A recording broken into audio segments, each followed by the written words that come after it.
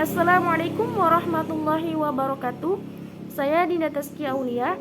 Saya akan menceritakan kisah tokoh seorang sufi, yaitu Abu Nawas, dengan kisahnya yaitu cara menipu Allah Subhanahu wa taala. Abu Nawas memang dikenal dengan kecerdikannya. Ia selalu punya cara untuk menjawab setiap pertanyaan dengan tepat. Bahkan pertanyaan yang sama pun dapat dijawabnya dengan cara yang berbeda. Tetapi belum banyak yang diketahui, ternyata Abu Nawas bisa menipu Tuhan. Al-Kisah, karena kecerdikan Abu Nawas itulah tak begitu heran jika Abu Nawas mempunyai banyak murid.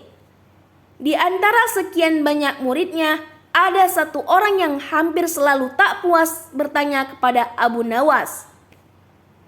Semakin bertanya dan dijawab, ia justru akan semakin penasaran.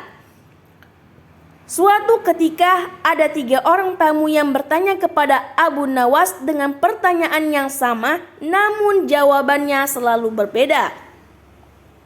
Orang pertama bertanya, manakah yang lebih utama, orang yang mengerjakan dosa besar ataukah yang mengerjakan dosa kecil? Tanya orang pertama. Orang yang mengerjakan dosa kecil, jawab Abu Nawas. Mengapa? Tanya orang pertama tadi. Sebab lebih mudah diampuni oleh Allah, kata Abu Nawas. Orang pertama puas karena ia memang yakin begitu. Orang yang kedua bertanya dengan pertanyaan sama. Manakah yang lebih utama, orang yang mengerjakan dosa besar atau orang yang mengerjakan dosa kecil? Orang yang tidak mengerjakan keduanya, jawab Abu Nawas. Mengapa? Tanya orang kedua.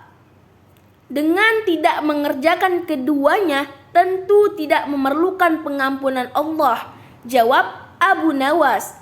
Orang kedua itu langsung bisa mencerna jawaban dari Abu Nawas. Orang ketiga juga bertanya dengan pertanyaan yang sama. Manakah yang lebih utama, orang yang mengerjakan dosa besar atau orang yang mengerjakan dosa kecil? Orang yang mengerjakan dosa besar, jawab Abu Nawas. Mengapa? Tanya orang ketiga. Sebab pengampunan Allah kepada hambanya sebanding dengan besarnya dosa hamba itu, jawab Abu Nawas. Orang ketiga menerima alasan Abu Nawas.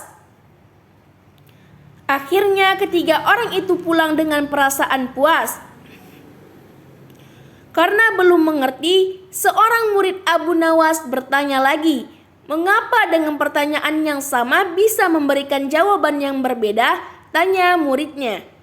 Manusia dibagi menjadi 3 tingkatan, yaitu tingkatan mata, tingkatan otak, dan tingkatan hati, jawab Abu Nawas. Apakah tingkatan mata itu? Tanya muridnya. Anak kecil yang melihat bintang di langit, ia mengatakan bahwa bintang itu kecil karena ia hanya menggunakan mata, jawab Abu Nawas. Apakah tingkatan otak itu? Tanya muridnya. Orang pandai yang melihat bintang di langit, ia akan mengatakan bahwa bintang itu besar karena ia berpengetahuan, jawab Abu Nawas. Lalu, apakah tingkatan hati itu? Tanya murid Abu Nawas. Orang pandai dan mengerti yang melihat bintang di langit, ia akan tetap mengatakan bahwa bintang itu kecil walaupun ia tahu kalau bintang itu besar.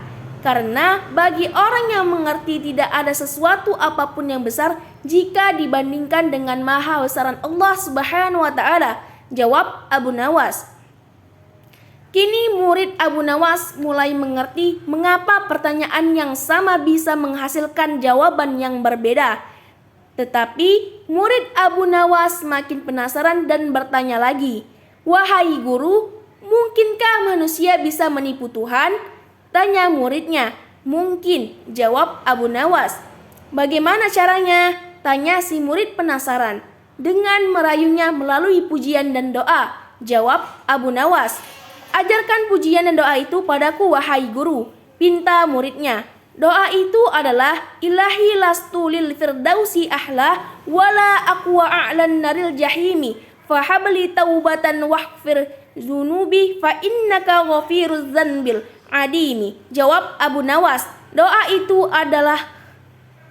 arti doa itu adalah wahai Tuhanku, aku ini sama sekali tidak pantas menjadi penghuni surgamu, tetapi aku juga tidak tahan terhadap panasnya api neraka. Oleh sebab itu, terimalah taubatku serta ampunilah dosa-dosaku, karena sesungguhnya Engkaulah Zat yang mengampuni dosa-dosa besar. Ternyata begitulah cara bagaimana Abu Nawas menipu Tuhan, lebih tepatnya merayu atau memohon doa meminta ampunan kepada Sang Pencipta. Baiklah, sekian dari video saya tentang kisah Abu Nawas, yaitu cara menipu Allah Subhanahu wa taala. Sekian dari saya, wassalamualaikum warahmatullahi wabarakatuh.